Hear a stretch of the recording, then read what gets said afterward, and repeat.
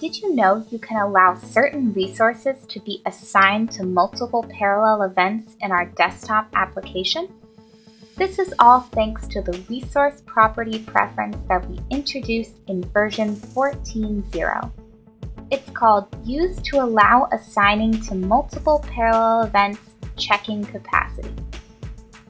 And in this video, we're going to show you how to schedule a facility that is large enough to accommodate more than one class. Let's head over to our main page and edit resource properties. We'll create a new property called Assign to Parallel Events and give it a type of yes/no. Then we'll associate the Use to Allow Assigning to Multiple Parallel Events Checking Capacity preference.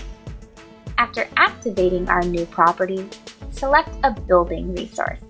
Let's choose Training Center 1, for example. We're going to edit this resource and check Yes for assigning to multiple events. Make sure that the capacity for this resource is set to a number larger than 1. Additionally, in the web portal under Open Seats, make sure you've defined which slot groups take up space for capacity. For example, a device slot group won't fill up the capacity for our building, but a trainee will. Now you'll be able to fully utilize that resource's capacity with automatic scheduling when you create a project. For more information about assigning resources to multiple parallel events, visit your Mint manual.